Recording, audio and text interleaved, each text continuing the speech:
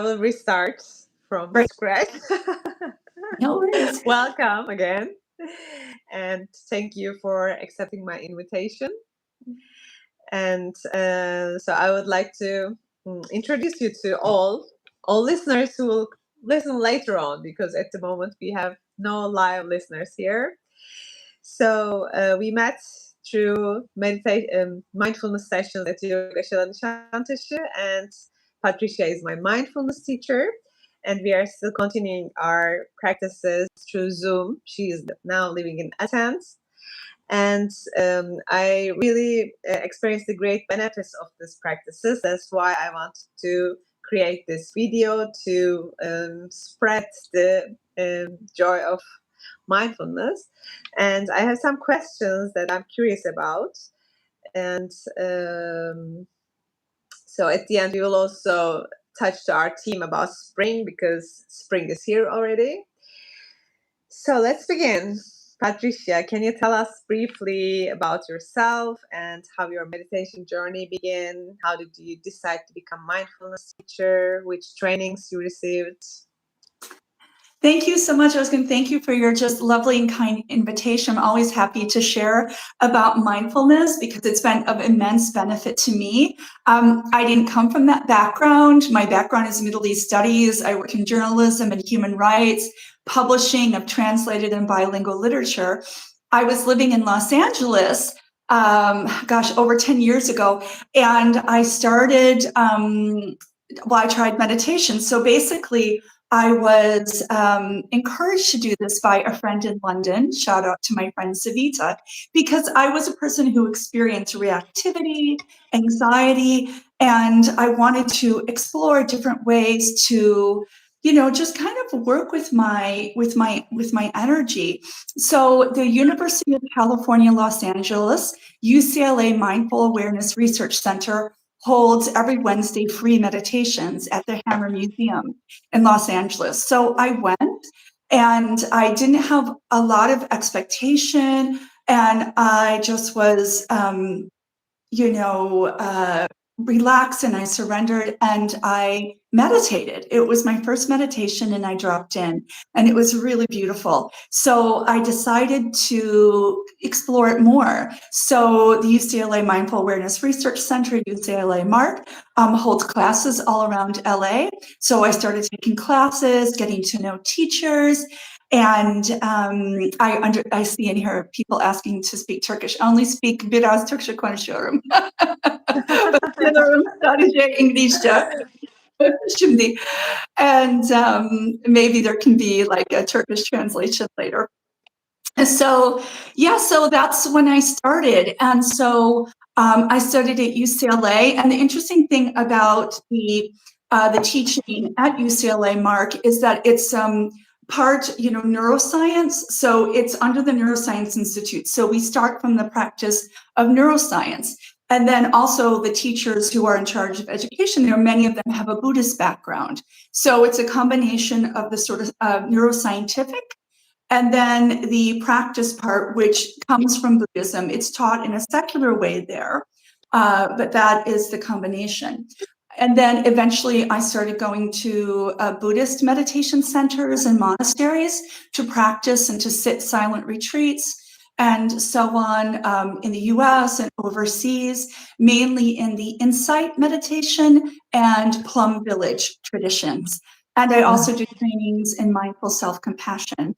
And I think, whenever you feel like you benefited from a practice like this, you get interested in teaching it as well and wanting to share it. I, imagine it was like that with you and yoga, Özgün, that you really want to, really share the benefits that you felt and dig into the study and the teaching practice. And so that's how I got started. Mm-hmm. So are there specific trainings to teach mindfulness? Pardon? Are there specific trainings to teach mindfulness? Yes, there's different trainings. And when I started a long time ago, it was much more sort of monitored, right? There were only like a few really approved programs. And in the intervening years, the last 10 plus years, when mindfulness has become popular, there's like pop-up programs everywhere. But if people are pursuing learning how to be a mindfulness teacher, a mindfulness guide, I really encourage them to go to a program that's well established and that has like a fairly lengthy period of training. So what's really important as a mindfulness teacher is to be in your own practice and to have years of practice, because you can do all of the reading and all of the listening, that you like. But the important thing is to really have your practice, to be very live, to be rich, to be developing all the time, to keep up your trainings. And so there's trainings that are secular. There's also trainings that are Buddhist through different Buddhist, institutions and retreat centers. And there's those that have a sort of combination of the two. Mm-hmm. Okay, so my second question is, which specific areas or issues mindfulness is most effective for? Who would benefit from those practices? So mindfulness is not just meditation. Mindfulness is a whole life practice. So basically, and this isn't like a selling point, this is reality. Mindfulness is a benefit to everybody. Basically, everybody's already doing mindfulness in one way or another. Most of us in our lives, we may be walking down the street and we attune to a sound, a tree, a bird, or we do compassionate listening with a friend or somebody we love. Right? Or before we eat something, we look at it, we smell it, we think about, where did this really come from? So in many ways, during our daily life, we're already doing that, mindful living. What we're doing with mindfulness, right, the formal practice, is that we're enriching that. We're doing it intentionally. We're cultivating this. We're turning towards speaking more mindfully, walking mindfully, as well as meditating. So mindfulness is a whole life practice. For anyone who might be experiencing like reactivity, anxiety, self-criticism, like negative inner self-talk, or somebody who's struggling with relational communication, mindfulness has many tools to help us work with these things that are arising for us, that we're experiencing, internally and relationally. So it really has benefits in so many different ways. Mm-hmm. Excellent. I really have benefits of them, so I highly recommend. Yeah. And You find it to be a benefit. Maybe turning around the question to you is that, where have you found it to kind of particularly benefit you in your life without maybe being too personal? So it's always interesting when somebody is a mindfulness student, yes. they're Okay, benefiting. then I want to underline two things. One is, I never forgot about it. When we were in yoga shala, you were recommending to put the cushion, but without feeling guilt about it, and like an invitation to meditate. Because before, I was always putting stress on myself, like I have to meditate. But then perceiving the cushion as an invitation was really mind blowing thing for me. And to the question you asked, I'm trying to come to this moment, especially when I'm feeling anxious, or if I cannot make up my mind and my thoughts are all over the place. I remind myself to come here through, for instance, listening to all voices around. So I can do it anywhere, in the office environment, drinking my tea or sitting with a friend. I just focus on all voices around. Or if I'm drinking my tea, I'm trying to feel the warmth of the tea, the weight my arm feels, or the smell of it. So to bring myself to this moment. And it is a slow process, to be honest, but it is working. Beautiful. So there are moments that I can bring myself out of this dark place, or when I feel myself lost in thoughts. It's helping me. The more I practice, better yet. It is getting better. Beautiful. Thank you. Thank you for sharing that. And yes, I mean, we call it a practice because like the benefits increase and our tendency to move towards the practice increase with practice. And yes, what I said was that usually we feel guilt, like we're not meditating enough or doing yoga enough. And what I learned was like, the cushion or wherever you meditate is always there for you, right? Your practice is there, it's beside you, it's waiting for you, and you will meet each other. There may be days where it's difficult. And so it's something that we don't want to add another thing to our life that makes us feel like we judge ourselves or we're punishing ourselves, right? We want it to be a gentle and kind invitation to be with our practice or turn towards it. So, yeah, thank you. Yes. Also, there are moments I remind myself to be gentle to myself. It is also a good reminder. Yeah. And I can't emphasize that enough. I mean, most of us come into mindfulness, I think, because we're hard on ourselves, right? That life can be hard on us and we're hard on ourselves. And so this is really one of the most important facets of mindfulness, is that we're bringing kind and gentle curiosity to what's arising in our experience, right? In heart, mind, and body, that there isn't an attitude of harshness. There's an attitude of gentleness, like what's happening right now, right? And how is this right now? And we're using this gentler tone of internal voice with ourselves that we don't often use, right? That we treat ourselves as we would somebody who we love, like a friend. And that can be really revelatory if we're accustomed to treating ourselves with a critical voice, with harshness, and so on. And just to point to the other thing you mentioned, like being with the warmth of your tea, or the sounds, it's their awareness. So we're not getting involved in the story, well, am I drinking this tea too early, too late? We're just with the tea, right? And the sounds, it's just sound, right? So we come to a sort of simple and bare awareness of our sensory experience and indeed of our internal experience. And after this practice, does it change brain physiology and chemistry? Mindfulness practices.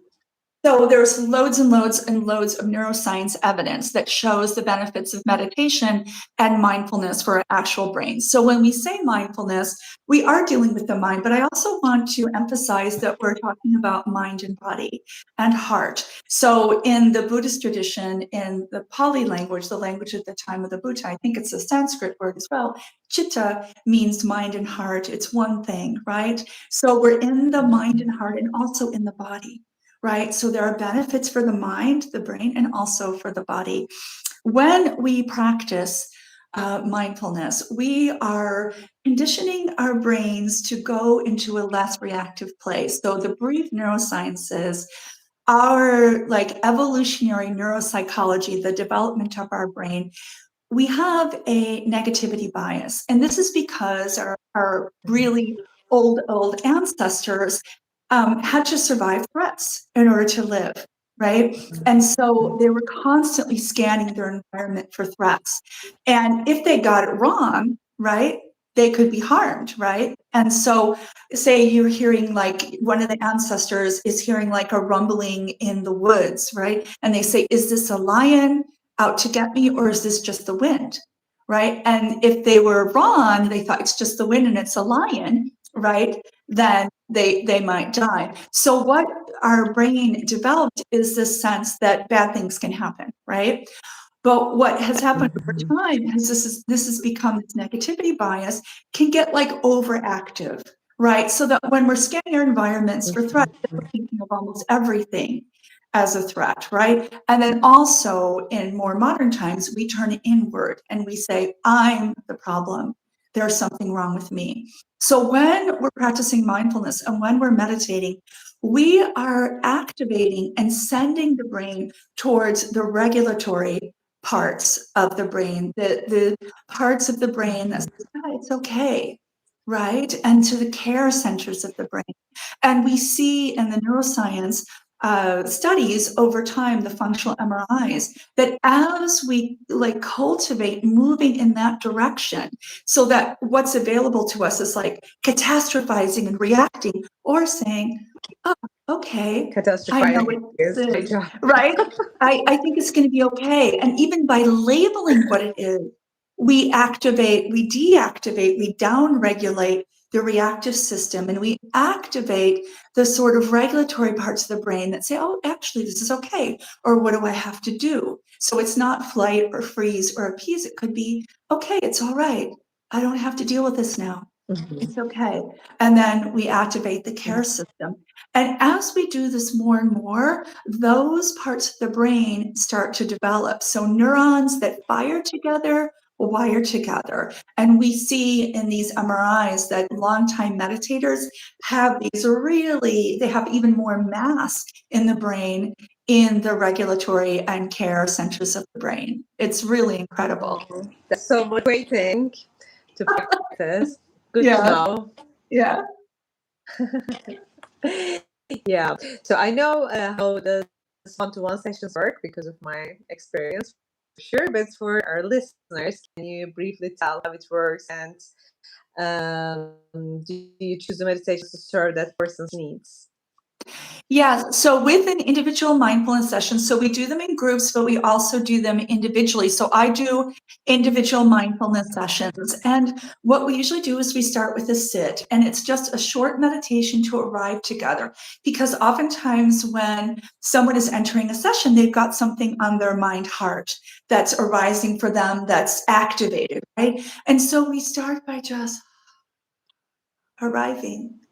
Just allowing the body to settle, to breathe.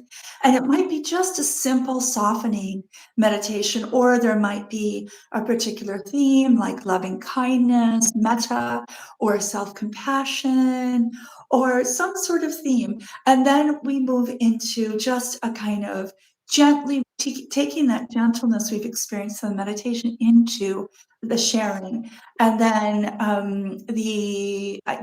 there's a sharing where the person who's in the session, the client, will share what's been arising for them, and I will listen with mindful listening and compassion, and then we'll talk about what's arising, and I will share different practices from mindfulness that may help and sort of try to activate the client's inner wisdom, right? So a lot of this is not necessarily coming from outside. What we're working with is your inner wisdom and learning to trust it, learning to trust the evidence of your experience. Yeah, this can be okay, or I'll probably get through this.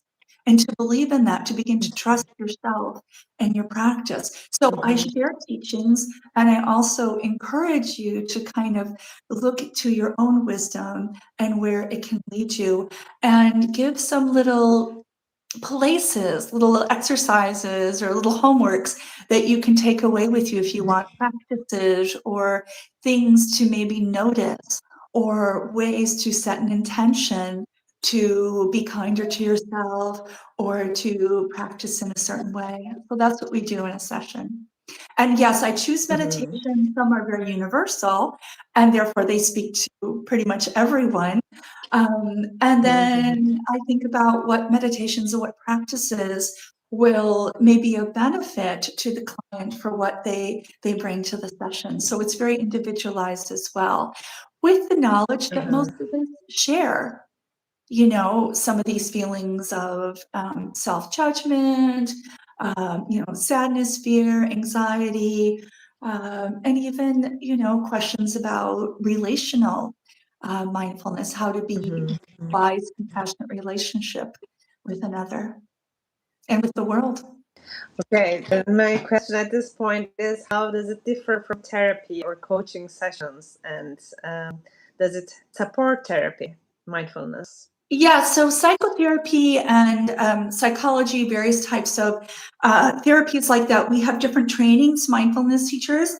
But there is some overlap. Like most psychologists now will employ some mindfulness, and most like responsibly trained mindfulness teachers will have experience in studying neuroscience and some psychology. What mindfulness does that often contrasts with psychological therapy and psychotherapy is we don't spend a lot of time in the past.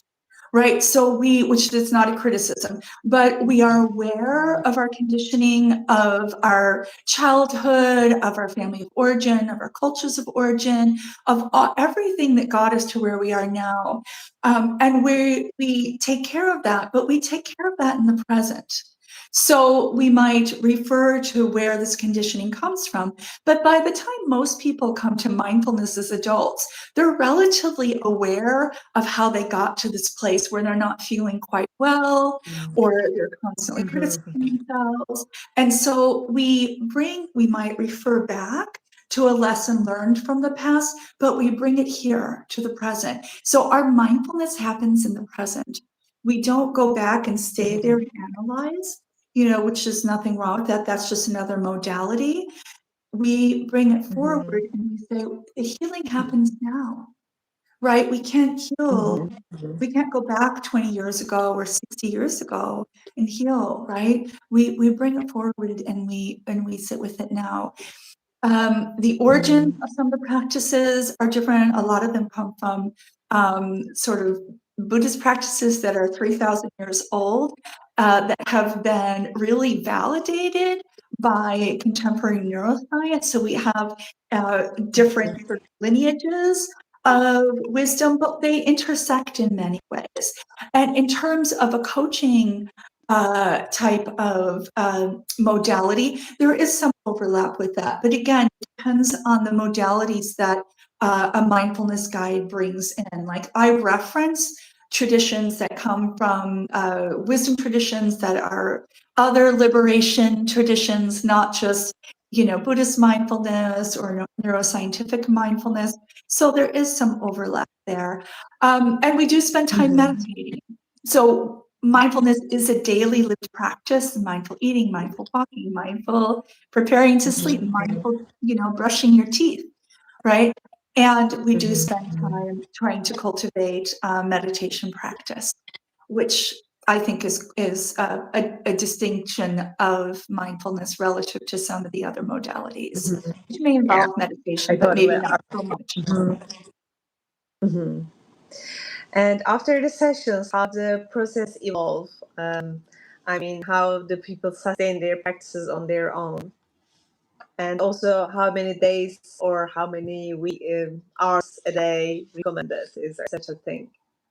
So your practice is your thing, right? So we work and in our sessions to kind of cultivate the practice, and then you bring it home with you. You're already at home usually when you're doing this. And so it's there's always an invitation to bring the mindfulness into your daily life. So I'll make suggestions along those lines, like say dealing with the inner critic, right? Like when you notice your inner critic arising, which we do, and we're usually in conversation. Mara. There you are, right? I see you, and invite your inner critic to tea. So there's different ways that I'll give tips, right, and teachings about how to bring the practice into your daily life. We talked recently about mindful toothbrushing. Sometimes we're just going like this. This is our mouth, right? Thinking about wise, compassionate speech if we have a speaking capacity, and and being kind to ourselves and being mindful, even when we're doing the most simple tasks, right? Is like not like this, like gently, right? Bringing gentleness to the things that we do on a daily basis, right? It's even listening to you right now, I feel more softer, softened inside. Yeah, and this is mindfulness at home, is that you talk to yourself like this, right? And you bring that kind voice like, oh, my darling. When I get nervous or maybe I feel activated or agitated, I'll say, oh, there it is. A little agitation about work. Okay, my darling. Speaking to myself in this kind of voice, and this is something you can do at home. So it's a daily thing you can do. You might say, when I'm walking to work, or I'm taking a walk, or I'm cycling, can I be mindfully with, right, the earth? Say if our feet are touching the earth, right? Thinking about, if we have the capacity for our feet to touch the earth, to be with the earth in that way. And that's kind of daily mindfulness. In terms of the time we spend meditating, sitting down, sitting meditation, walking meditation, or lying down meditation, or standing meditation. Those are all postures. The science shows that even 5 minutes a day can have a benefit. And for, 5 minutes a day, and just try it, 5 minutes for 5 days, and then increase. And be gentle, right? Don't be hard with yourself. Like, what's going to happen in the sit? If nothing happens besides you sitting on the cushion, the floor, the couch, or the chair, and you were still, or you noticed your body and your breath, good enough. We're like body, mind, heart, connected, all at the same time, gathered, collected. Good enough. So we don't need to wait for like big revelations to happen, or force or tighten. We want to open from that contraction, right? And just allow the energies of the body itself, mind and heart, to collect. And we're just gently observing. We're not forcing our mind to be clear of thoughts. We're not forcing our body to be clear of tension or pain. We're just noticing what's arising and bringing it kindness. Oh, there you are. Even that, some minutes a day can have a benefit, and then we increase, right? Like any training, it's a training. We develop a trust with our practice. We develop a patience, a capacity to be with sitting. And we also, again, have walking meditation, lying meditation as long as you're alert, and also standing meditation if we're waiting in line. Can I bring a sense of awareness of my body on the earth? Can I collect, again, my mind, heart, body, into gather together, that collecting, and just be with what is arising without needing to fix, manage, or control, push away, grasp, just be here. I think that's very important. Fixing, not fixing. A lot of what we do is the fix, manage, and control, right? So we have the ruminating brain, which is thinking of the past, the ruminating mind, and is trying to fix, manage, and control things that happened in the past. We can't. It could be that we need to repair something with somebody if we've spoken unskillfully. That's okay. We do that in the present, right? We don't do it in the past. Or there's the planning mind, which is constantly thinking about the future. What am I going to do, and how's it going to be, and what am I going to say? And we miss the present, right? And in this moment, right here and now, let's just take a breath and collect inward. We're just here. Nowhere to go, nothing to do. Just being here, maybe listening, nothing to fix, manage, or control. Just allowing this moment to be as it is. And we practice like that over and over again. And so that instinct to want to fix, it's coming from often a place of goodness in us, a place of wanting to protect ourselves and to protect others. And that's, we can recognize the generosity or the goodness of heart from which that impulse comes.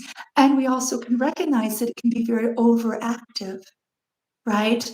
And then we get attached to wanting to fix, and we lose track of just being okay with what is. And we lose track of understanding what we can't control, right? We can't control everything, right? We can cultivate the best possible circumstances for well-being for ourselves and others in the world, but we can't control the results. So with mindfulness, we do a lot of work on kind of loosening around that to cultivating wise and compassionate action in our lives and in the world, and also knowing the boundaries of our control, right? so that we don't get to wanting things to always be a certain way or needing to fix it, right? And you know, and we are able to be with suffering. We work to minimize suffering in our lives in the world, and we also know that that takes all of us to do that. It's not just me. I can't fix everything, right? I can bring my wise, compassionate energy to the world, to my relationships, to myself, right? And that's important. That's a contribution. Yeah, that's the only thing we can control, actually. Yeah. And together, you know, we'll talk a little bit about community later, but just to say that it's really important in mindfulness to say that when we're turning inward, collecting inward to meditate, is that we're not cutting ourselves off from the rest of the world. Still absolutely a part of the flow of everything. We're not saying goodbye, world, right? We're turning inward and we're taking an attitude of stillness and quiet towards the world, right? We're still deeply connected to everything. And in fact, our mindfulness practice, as we deepen it, brings us into deeper connection with the world. We understand our fundamental interconnection with each other and with everything, right? Is that this moment of stillness and quiet for me, and this moment of like a self-compassionate action towards me, is an act of self-compassion in the world. I'm in the world, right? And this act here brings that to the world. So we're not cutting ourselves off, and we're not just focusing on ourselves. We're here and we want to build the capacity to be with what's happening in our lives in the world. And sometimes we need to build that from within, right? That's important to have the equanimity to be with what's happening.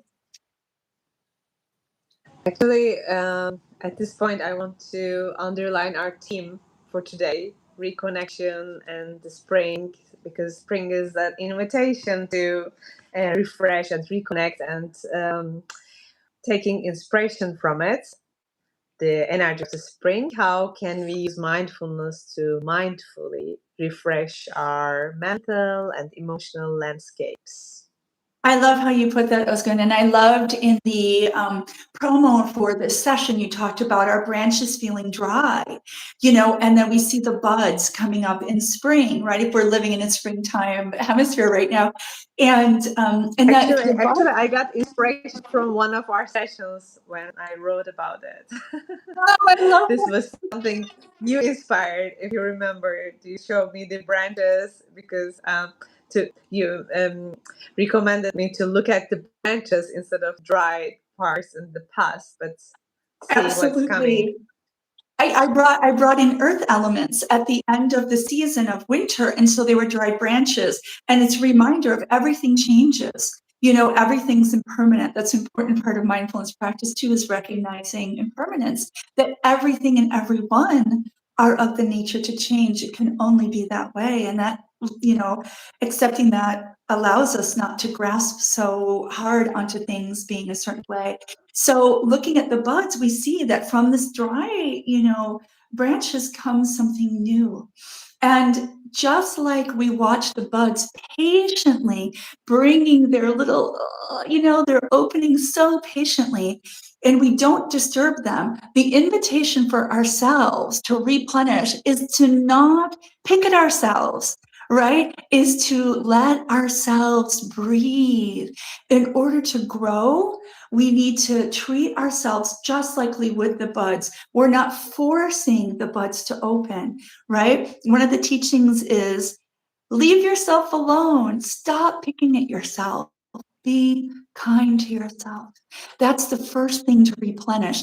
Often, what's dried up in us, why we don't feel refreshed and replenished, is because we're drained. We've been doing a lot of work. We've been doing a lot of loving. And we also perhaps haven't been loving ourselves enough, right? So the work of replenishing ourselves requires some friendliness to ourselves, some loving patience to resist this instinct to criticize ourselves and pick at ourselves. Just as we patiently watch the bud go from stage to stage, all of the nourishment it's taking from the sun, the soil, the water from its tree is helping it to grow. So too, do we need to resource ourselves with what we need to grow and to replenish. And this could be our, our movement practices, our mindfulness practices, our, replenishing eating practices, our noticing practices, noticing the earth renew can give us confidence that we too can renew. And with the opening of these buds, the growth of these buds, we're letting go of the seeds and we're letting go of the dried branches. What do we need to let go of? What's done for us? What no longer serves us? Are there limiting self-beliefs, self-criticisms, thoughts that are kind of where we keep going in that direction? It's not doing anything for us. Can we gently turn towards the intention to let it go? If we can't just let it go right away, can we set an intention to let it go? I'll read something from Jack Kornfield, a mindfulness teacher. When we are depressed, frightened, or angry, cascades of unskillful thoughts will tempt us with their stories. I can't possibly get through this. It will always be this way. I'll never have a good relationship. These thoughts create a painfully limited and false sense of self.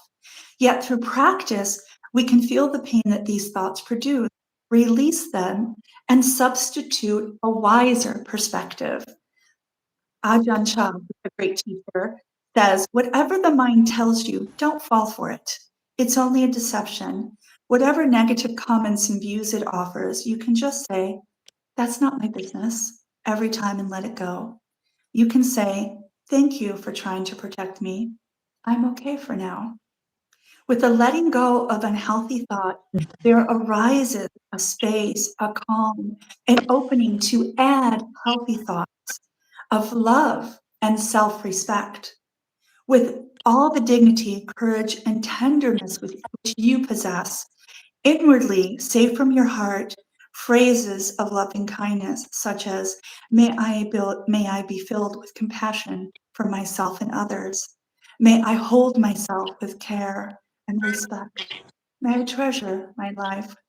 May I be filled with kindness. So this is one way we can replenish, is by letting go of unskillful thoughts and bringing in something new. So there's not just a letting go, it's a welcoming in of a freshness. Thich Nhat Hanh, the great Vietnamese Zen Buddhist master, says, freshness and beauty are in you.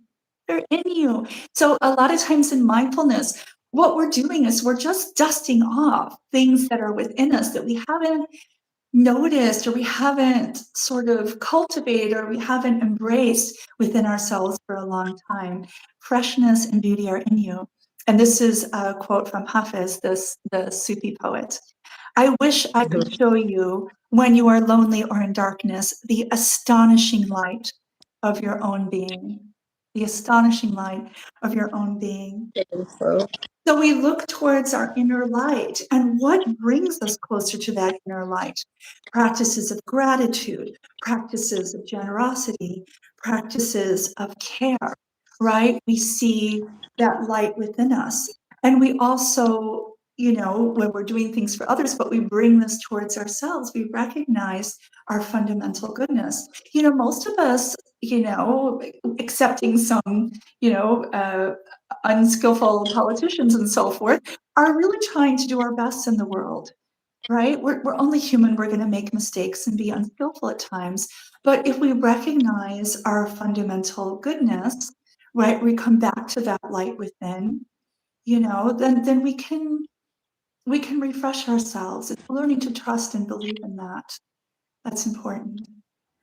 Another thing we can do, this comes from Suzuki Roshi, another Japanese Zen teacher. And I read one of his books. Yeah, beginner's mind. And Suzuki Roshi talks about beginner's mind. And I love practice. And this is like when we think that we know who this person is, we know who we are. These are my habit energies. And we can say, this is how I am. These are just habit energies. They're not who we are. These are identity formations, habit energies. Our true self is that luminous light, right? It's not all these things that we've sort of woven around our true self. And with beginner's mind, we can look at ourselves anew with a fresh view. We can look at others, somebody we're in relationship with, somebody who's maybe annoying us at work. When they're saying something, instead of saying, oh God, here they go again, we can say, oh my gosh, wow, who are you? Like, wow, well, look at them with this fresh view, right? It doesn't mean that we don't acknowledge injustice and, you know, things like that. This could be somebody with whom we're not struggling deeply, but we can say, you know, oh, how can I look at you anew? How could we look at something in our daily life anew, right? Like when you saw the branches that I showed you, right? To think about, you know, the changing of seasons and that invitation to renew. So beginner's mind is a beautiful practice. Oh, you know, tea kettle. Oh, you know, plant with pink leaves. How did you become that way? Ah, you know, beloved friend or beloved difficult person, right? What is this? Beginner's mind. And Beginner's one, mind is also something we really encourage in yoga, yeah, because when you practice more and when you become advanced, you lose the beginner's mind. And this is very important to always remember.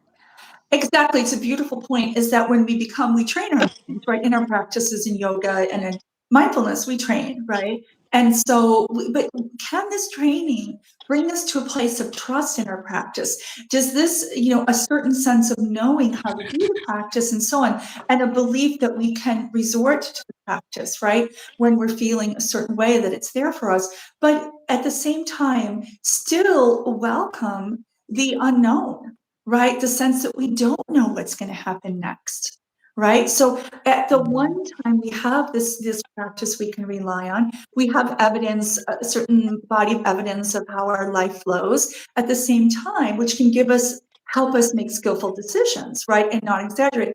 This is terrible. This is going to happen. We can say, oh, actually in the past, I felt this way and it turned out okay. So we know that. And also, but what different might happen, right? We can still approach people, things, the world with a certain amount of wonder, as well as trusting in our practices and a certain amount of knowing, so that we don't feel so thrown off every time, you know, we don't quite know what's going to happen, which is most of the time, right? So, another thing I Of want course. to mention, oh, yes? A replenishing Sorry. practice is joy. So it's necessary and okay to feel joy, even with all the, you know, just horrific things happening in the world, right? And I don't want to make the world separate. This is our world. We're not separate from it. Yep. We're responsible for it. We're interconnected with all of it, right? And Thich Nhat Hanh would say, and please call me by my true names, you know, I am the killer and I'm the killed, right? We're related to both of these, right? So when I say the world, it's not outside us. And, you know, we can be with and acknowledge and, you know, give compassion towards the suffering in the world, and also invite and welcome and cultivate joy, right? Our practice of mindfulness is a practice of being able to be with both and having this sort of steadiness of heart and mind to be with both suffering and joy, you know, and you know, understanding that these are both part of life, and we do want to work to minimize suffering, but things like sickness and death, you know, they're going to happen to us, right? Joy. So I want to read one quote. Joy is the fuel, the nourishment that helps our practice grow strong and stable. Jamyang Tanpo, my teaching partner, this is Pamadulu who's saying this, often says, if we imagine our practice to be like a seedling, joy is the water that helps the seedling to grow. Without joy, the seedling will wither and die. Right? So joy is something that we need, like when we were talking about the nourishment for these buds of spring to flower. Joy is one of our resources to replenish. And even, you know, very quiet and subtle joys. It doesn't need to be euphoric. It can just be that joy of the absence of stress, right? It can be very simple. And what we want to do with all of these feelings that we might feel of a sense of joy, or noticing that, beginner's mind when we look at someone or something new, is to savor it, is to keep it that without grasping it, just holding on to it for a few seconds so that it can kind of imprint in the brain, right? The sense. And then when we need to feel a sense of joy again, we can go to that feeling. And we'll transition to community. This is a quote from another teacher, Jung-Won Kim. I think that the practice and cultivation of joy, especially communal joy, is essential. So I know you have a question about community. I'll let you ask that, and we can move to community.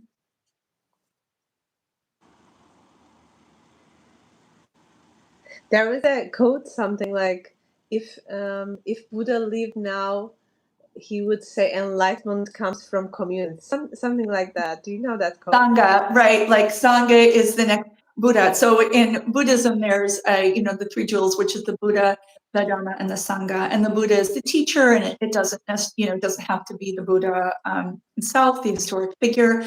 The Dharma, which is the teachings, and we have Buddha nature. These are teachings, and the Sangha, is community, and the community is really important. So as a way to resource ourselves. Right. One thing about mindfulness is that we are in our practice, we are really emphasizing that we are not alone, that what we're feeling is not just us. This tendency for human beings to so harshly individuate, to separate ourselves from each other, is the source of comparing mind. I'm not doing as well as them. They have more than me. And what we want to do is remember fundamental interconnectedness, is that we are all, right, interconnected, and we share these qualities of being human. We experience life differently depending on our conditions, the identities of our bodies, and so on. Of course, we have different outcomes and experiences based on that. And there are some things that we share. And so coming together to practice in community is a really important, in safe community, is a really important source of replenishment, right? And an important way to, generate wise and compassionate action in the world. So better relationships with people has a really big impact on our well-being, our emotional well-being, but also our physical well-being. The science that show this. I'll take one quote. This is from the Harvard study on adult development that has great scientific evidence of this. Relationships, knowing our own hearts and minds, self-acceptance, gratitude, generosity. We can build all these pillars of eudaimonic happiness so that even when hard times come along, we've got both inner support and outer support. Inner support and outer support, right? My connecting with my true self and my connectedness with the world are not separate. My connecting with my true self and my connectedness with the world are not separate. As we meditate, as we delve into the mindful path, we realize that at the deepest level, there is no separation between self and the world, between self and other.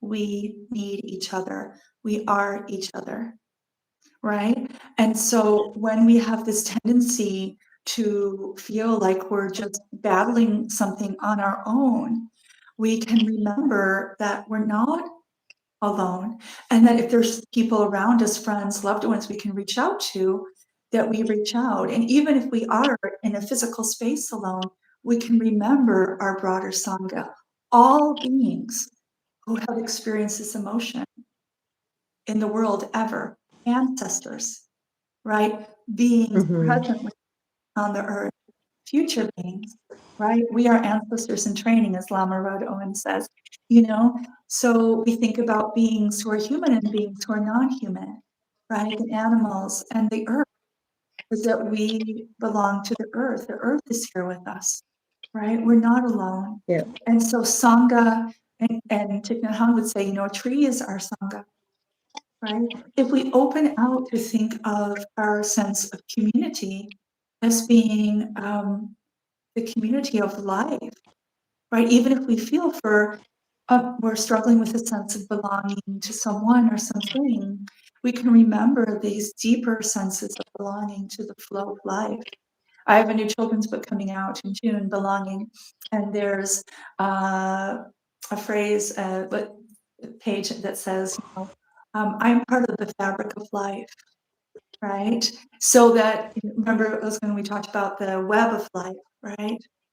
We're Yeah, deeply I remember that one. interconnected. And this can help us feel like less alone and replenish ourselves from each other and from that knowledge that we, as we open to spring and, certain parts of nature renew, how do we renew ourselves? How do we renew each other, right? How do we bring an openness to our experience, the experience of others, and that kind, gentle curiosity that we spoke about earlier, the beginner's mind, and the capacity to be with the world as it is, right, in the moment, and to work for a more loving, a wiser, skillful, and compassionate world together.